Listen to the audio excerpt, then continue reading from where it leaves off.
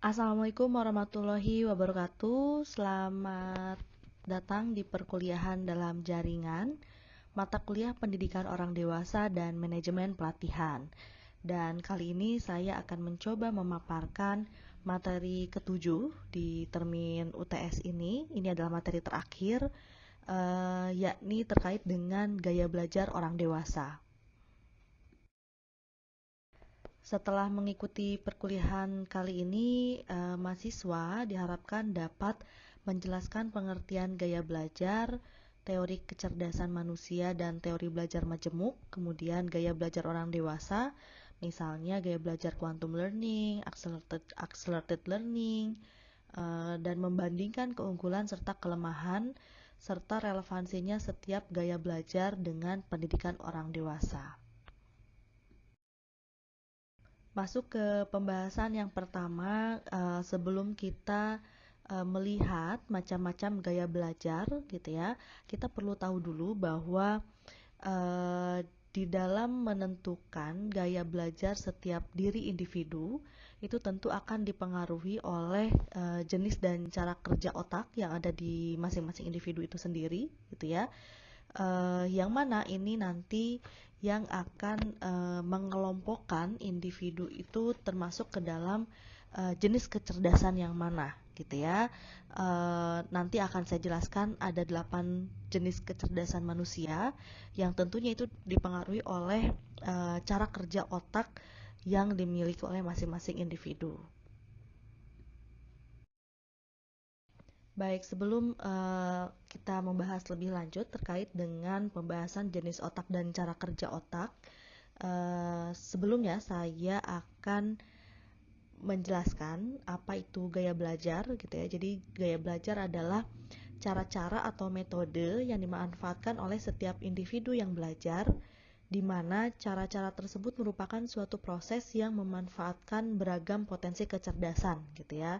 Beragam potensi kecerdasan yang ada di dalam diri individu ini sehingga orang dewasa memperoleh kemampuan dasar untuk menjadi pembelajar yang mampu mengatur diri untuk meningkatkan pengembangan diri. Itu secara definisi.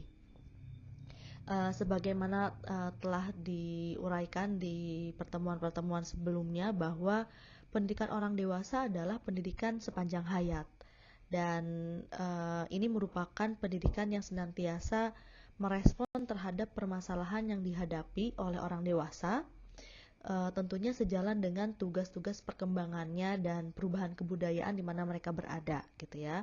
Oleh karenanya fasilitator dan pembelajar pada pendidikan orang dewasa perlu menyadari pentingnya pengetahuan berkenaan dengan gaya belajar orang dewasa. Konsep gaya belajar ini sendiri dikembangkan oleh sejumlah ahli, diantaranya adalah Peter Jarvis, Lucier Paulos, kemudian Bobby DePorter, dan lain sebagainya. Tentu masih banyak lagi, dan kita akan mempelajari beberapa di antaranya. Berikutnya ini adalah gambaran mengenai otak manusia, di mana dari gambar ini kita bisa lihat bahwa dalam satu otak manusia ini terdiri dari beberapa bagian, yang mana sejumlah bagian ini menjalankan peranan dan fungsinya masing-masing. Gitu ya. Nah, tentu saya tidak akan menjelaskan secara mendetail masing-masing dari fungsi ini. Itu teman-teman bisa melihat misalnya neokortex ini berfungsi untuk mengaktifkan sensor indera. Kemudian ada juga bagian otak lain yang berfungsi untuk menghubungkan otak kiri dan kanan gitu ya. Dan yang perlu teman-teman ketahui adalah otak manusia itu merupakan salah satu bagian dari anggota tubuh yang paling spektakuler gitu ya, dimana otak manusia adalah massa protoplasma yang paling kompleks yang ada di dalam alam semesta, dan ada 3 bagian atau jenis otak. Menurut Dr. Paul MacLean gitu ya, ada 3 jenis bagian otak yang paling utama. Yang pertama adalah bagian batang atau otak reptil, kemudian sistem limbik atau otak mamalia, dan bagian neokortex atau otak berpikir. Lebih lanjut saya akan jelaskan di uraian selanjutnya. Dan berikut penjelasan terkait dengan 3 bagian atau jenis otak. Yang pertama adalah bagian batang atau otak reptil. Bagian ini merupakan komponen kecerdasan terendah dari spesies manusia, dan bagian ini bertanggung jawab atas fungsi-fungsi motorik sensorik berkaitan dengan insting untuk mempertahankan hidup, dan bagian otak yang siaga dan waspada dalam menghadapi bahaya. Misalnya ketika menghadapi bahaya kita harus menghadapi atau kita lari gitu ya. Nah, bagian otak inilah yang memproses informasi tersebut. Kemudian bagian yang kedua disebut dengan sistem limbik atau otak mamalia. Bagian ini terdapat di bagian tengah otak kita dan ada di sekeliling otak reptil. Disebut otak mamalia karena semua mamalia memilikinya. Dan komponen kunci adalah hipotalamus dan amigdala, di mana fungsinya bersifat emosional dan kognitif, seperti menyimpan perasaan, memori, pengalaman, dan kemampuan belajar kita, atau berfungsi mengendalikan emosi gitu ya, juga membantu memelihara homeostatis. Bagian otak ini juga mengendalikan bioritme seperti pola tidur, detak jantung, metabolisme, kekebalan tubuh, kemudian kondisi kita mengalami kehausan, tekanan darah, gairah seksual, dan lain sebagainya. Bagian ini juga merupakan panel kontrol utama yang menggunakan informasi dari indera penglihatan, pendengaran, serta indera-indera lainnya yang informasi diterima oleh indera ini didistribusikan kepada bagian ketiga, yaitu adalah neokorteks. Bagian neokorteks itu merupakan otak berpikir. Jadi bagian ini terbungkus di sekitar bagian atas dan sistem limbik yang membentuk 80% dari seluruh materi otak. Bagian ini juga merupakan tempat bersemayamnya kecerdasan yang lebih tinggi. Bagian otak yang membuat kita menjadi manusia dan membuat manusia itu unik sebagai suatu spesies. Bagian neokorteks ini juga terbagi ke dalam bagian-bagian khusus atau yang disebut dengan lobus yang berperan atau berfungsi untuk berbicara, mendengar, melihat, dan meraba. Selain tiga bagian otak yang tadi saya jelaskan sebelumnya, tiga bagian otak kita juga dibagi dalam hemisfer atau belahan kiri dan kanan. Berdasarkan penelitian Profesor Dr. Roger Sperry dari Universitas California, otak kiri ini khususnya diperuntukkan bagi aspek-aspek pembelajaran yang lazim disebut akademik, bahasa dan matematika, kemudian pemikiran logis, runtut, dan analitis, sedangkan otak kanan berhubungan dengan aktivitas-aktivitas yang sifatnya kreatif, yang menggunakan rima, irama, musik, gitu ya, kesan visual, warna, dan gambar. Ciri dari orang yang memiliki otak kiri yang dominan itu biasanya lebih suka suatu penambahan informasi secara bertahap dan cenderung lambat. Kita menyebut mereka pembelajar tipe linear. Sebagian lain bagi mereka yang otak kanannya dominan, ini biasanya perlu melihat dahulu gambaran besar untuk mendapatkan pandangan yang menyeluruh atau pembelajar tipe global. Otak kiri biasanya berkonsentrasi pada apa yang dikatakan atau yang disebut dengan isinya, sedangkan otak kanan itu memperhatikan bagaimana ia diucapkan. Jadi bukan berorientasi pada isi, melainkan berorientasi pada emosi. Maka ketika kata-kata diucapkan dengan emosi, mereka lebih mudah dan lebih cepat dipelajari dan dipahami. Lalu apa sih implikasi dari bagian-bagian otak tadi gitu ya? Mengutip apa yang dikatakan Gartner dengan teori multikecerdasannya, ia mengatakan bahwa IQ itu tidak boleh dianggap sebagai gambaran mutlak dari suatu individu. Dan ungkapan yang tepat adalah bukan seberapa cerdas Anda, tetapi bagaimana Anda menjadi cerdas. Dan kecerdasan ini berhubungan dengan kemampuan memecahkan masalah atau menciptakan suatu produk yang bernilai dalam satu atau lebih latar belakang budaya. Mengacu pada hal tersebut, Gartner membagi dan mendeskripsikan 8 jenis kecerdasan manusia. Yang pertama adalah kecerdasan linguistik, di mana ini berhubungan dengan kemampuan membaca, menulis, dan berkomunikasi dengan kata-kata atau bahasa. Sementara ada juga orang yang cenderung memiliki kecerdasan matematik, yaitu adalah kemampuan berpikir dan menalar seperti berhitung, berpikir logis, dan sistematis. Kemudian kecerdasan ketiga disebut dengan kecerdasan visual atau spasial.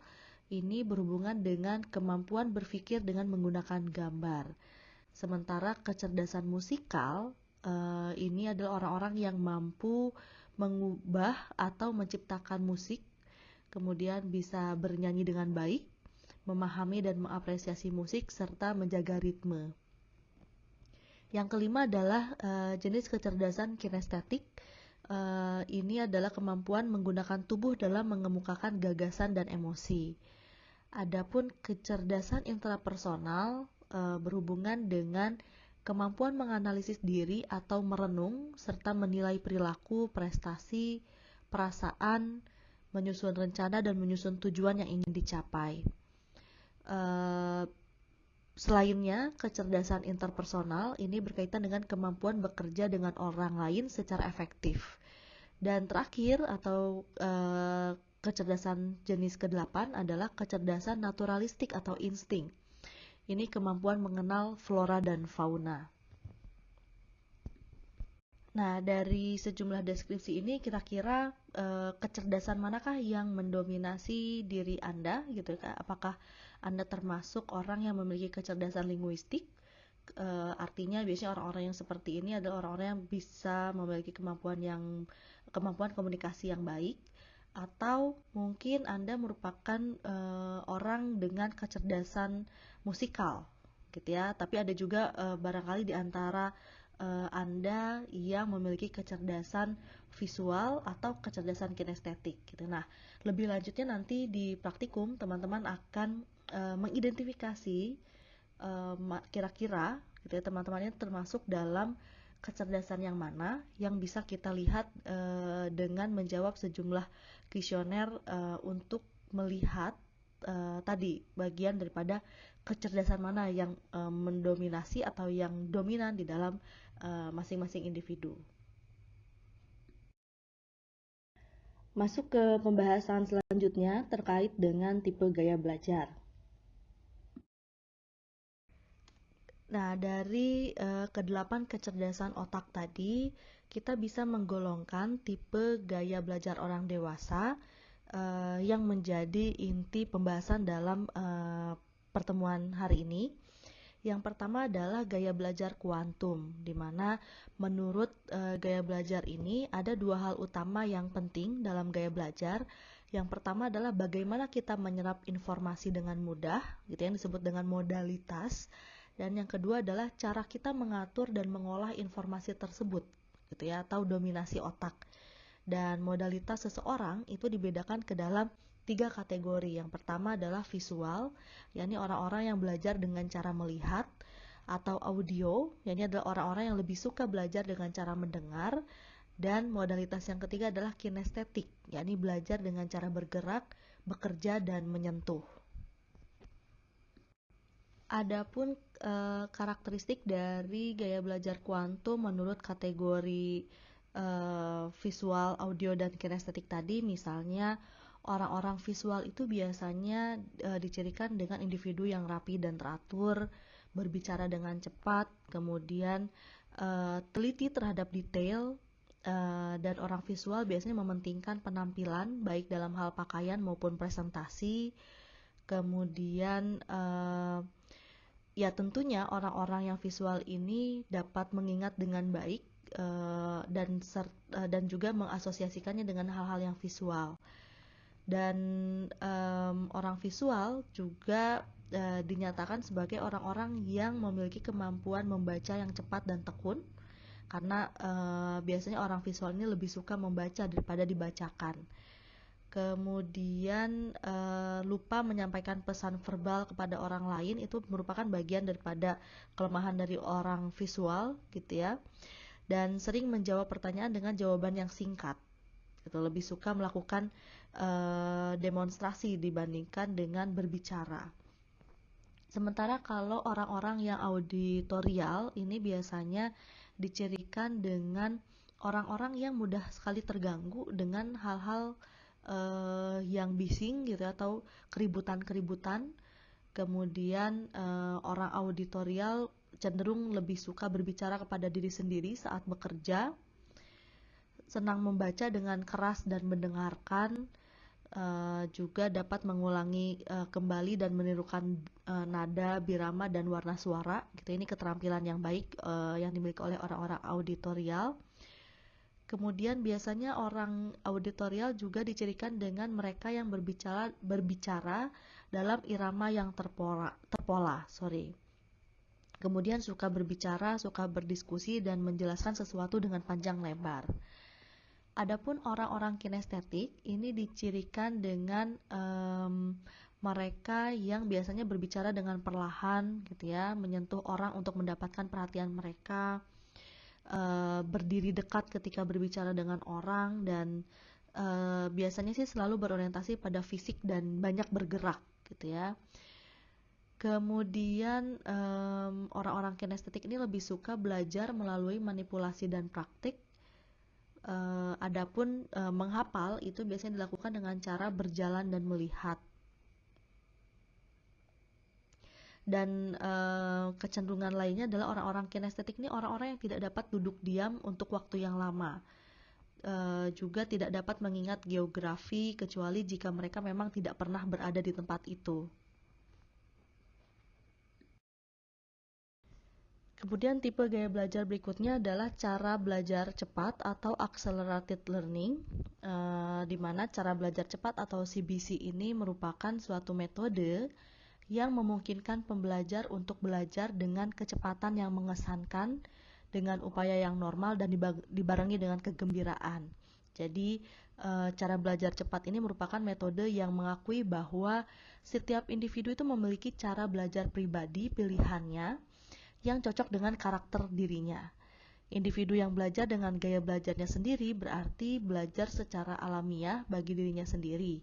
Dan belajar yang alamiah menjadi lebih mudah dan tentunya akan menjadi lebih cepat.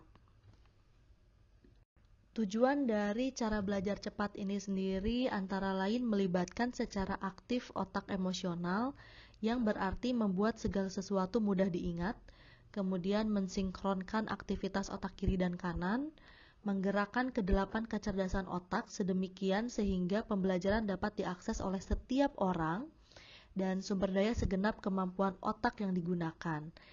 Kemudian tujuan lainnya adalah mengenalkan saat-saat relaksasi untuk memungkinkan konsolidasi potensi otak berlangsung.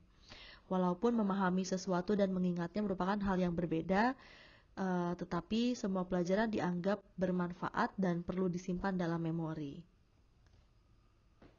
Dan berikut merupakan konsep dari CBC atau Accelerated Learning, yang mana menurut gaya belajar cepat ini atau Accelerated Learning ini memiliki 6 langkah master yang dapat dilakukan oleh setiap individu untuk dapat lebih mengingat materi pembelajaran yang didapatkan. Yang pertama adalah memotivasi pikiran atau motivating mind, di mana ini merupakan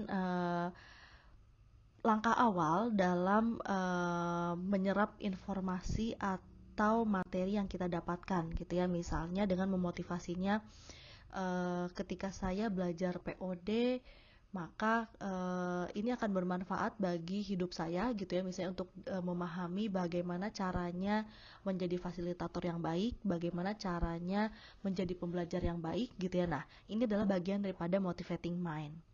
Kemudian dari situ kita juga mencoba langkah berikutnya disebut dengan mengenali fakta-fakta. Contohnya misalnya dengan mengaitkan materi yang kita dapatkan dengan kehidupan sehari-hari misalnya. Kemudian setelah itu kita mencoba menggali makna gitu ya. Belajar yang bermakna tentunya akan lebih mudah diingat dan lebih mudah diasosiasikan dengan kehidupan individu gitu ya, sehingga proses belajar itu menjadi lebih efektif.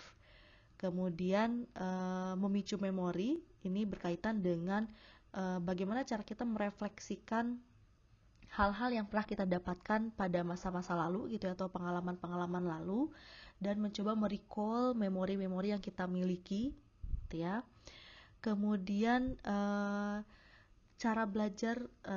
maksudnya langkah belajar berikutnya adalah dengan memamerkan apa yang kita ketahui, gitu ya.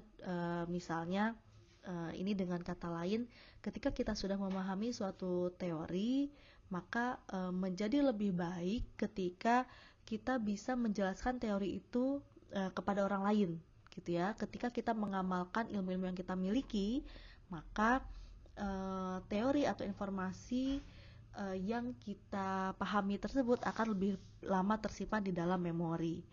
Kemudian berikutnya adalah merefleksikan proses.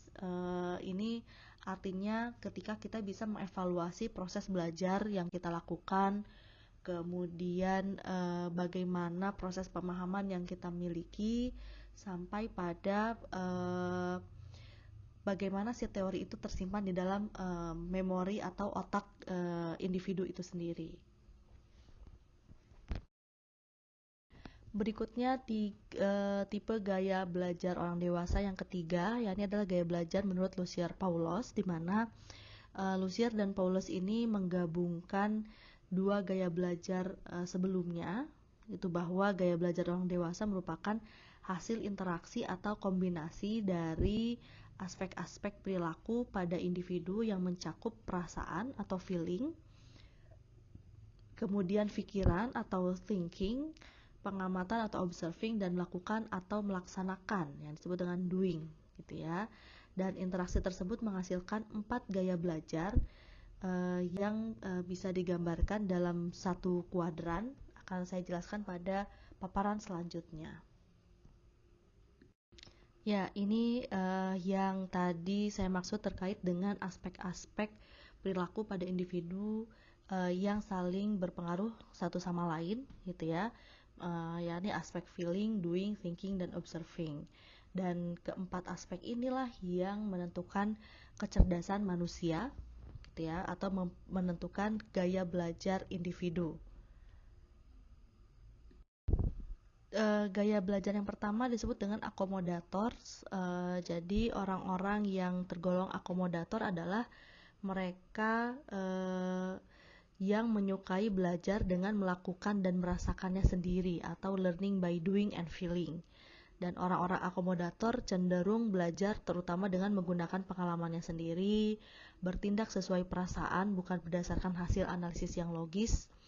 Kemudian jika mengambil keputusan cenderung mengandalkan lebih kepada informasi yang ada pada orang-orang dibandingkan hasil analisis teknis yang dilakukan sendiri. Jadi ingat ya, tadi akomodator adalah orang-orang yang lebih suka learning by doing and feeling, dan cenderung berkarir pada bidang yang biasanya berorientasi pada tindakan seperti pemasaran, penjualan, politik, public relation, dan manajemen.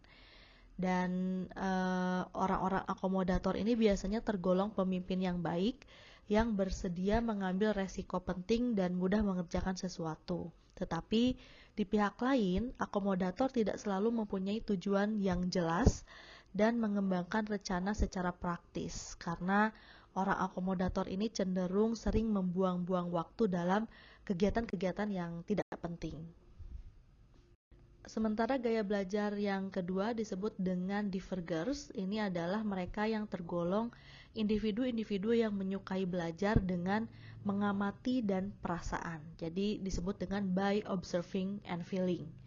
Nah, mereka yang tergolong bergaya belajar diverger mempunyai karakteristik seperti kemampuan untuk melihat situasi yang konkret dari berbagai dimensi atau sudut pandang yang berbeda, menyukai brainstorming atau curah pendapat dalam pemecahan masalah, membuang waktu lama dalam menganalisis beberapa alternatif, dan cenderung mempunyai minat budaya yang luas, serta suka mengumpulkan informasi. Biasanya orang-orang divergers juga imajinatif dan sensitif terhadap kebutuhan orang lain. Orang-orang seperti ini cenderung berkarir di bidang seni, hiburan, sektor jasa, dan pekerjaan-pekerjaan desain, gitu ya, termasuk pekerja sosial, paramedis, konsultan, dan manajemen personalia. Juga cenderung menjadi imajinatif dan dapat kenali masalah, mampu mencurahkan pendapat, bisa memahami dan bekerja baik dengan orang lain, Nah, satu kelemahan dari Diverger ini adalah berlebihan dalam menganalisis masalah dan lamban bekerja, sehingga kadangkala tertinggal atau bahkan tidak memperoleh kesempatan. Tipe yang ketiga disebut dengan converger, yakni terdiri atas individu-individu yang menyukai belajar dengan cara bekerja dan berpikir, yakni orang-orang yang learning by doing and thinking. Nah, karakteristik individu yang converger cenderung melihat pemanfaatan informasi dari segi praktis. Jika dihadapkan pada masalah dan pengambilan keputusan, itu cenderung memfokuskan pada pemecahan masalahnya. Kemudian menyenangi dihadapkan pada tugas-tugas dan masalah-masalah teknis daripada isu-isu interpersonal dan sosial. Mencari karir teknis di beragam bidang ilmu pengetahuan dan bekerja di bidang mesin. Kemudian sangat baik dalam memberikan penjelasan atau alasan yang bersifat deduktif, pemecahan masalah dan pengambilan keputusan. Biasanya orang-orang seperti ini bekerja di bidang mesin, supervisi produksi, komputer, dan pekerjaan manajemen. Di pihak lain, orang-orang converger itu sering membuat keputusan yang tergesa-gesa tanpa mempertimbangkan beragam alternatif yang mungkin. Dan mereka juga dikenal sebagai orang yang salah dalam memecahkan masalah, karena sering menggunakan gagasan tanpa mengujinya terlebih dahulu. Dan terakhir adalah asimilator, yakni adalah individu-individu yang menyukai belajar dengan mengamati dan berpikir, yakni by observing and thinking. Karakteristik mereka yang tergolong asimilator adalah efektif dalam memahami informasi dalam lingkup yang luas dan menempatkan sesuatu secara ringkas dalam urutan yang logis atau sistematis. Lebih menyukai segala sesuatu yang bersifat gagasan atau teori yang logis dibandingkan dengan yang praktis. Lebih menyukai konsep-konsep dan gagasan yang abstrak dibanding dengan orang-orang. Cenderung memilih karir di bidang pendidikan, informasi, penelitian ilmu pengetahuan, sehingga suka belajar sebagai guru, peneliti, penulis, dan perencana. Kemudian orang-orang yang asimilator ini terampil dalam mengembangkan atau menciptakan model, teori, dan mengembangkan perencanaan. Namun demikian, kelemahannya adalah cenderung terlalu idealis dan tidak cukup praktis. Serta selain itu sering mengulang kesalahan dan tidak punya dasar yang matang untuk bekerja. Demikian pembahasan mengenai gaya belajar orang dewasa. Berikut adalah daftar rujukan yang dapat teman-teman baca lebih lanjut terkait dengan pembahasan hari ini. Demikian yang dapat saya sampaikan. Terima kasih atas perhatiannya. Sukses untuk ujiannya. Kurang lebihnya saya mohon maaf. Wassalamualaikum warahmatullahi wabarakatuh.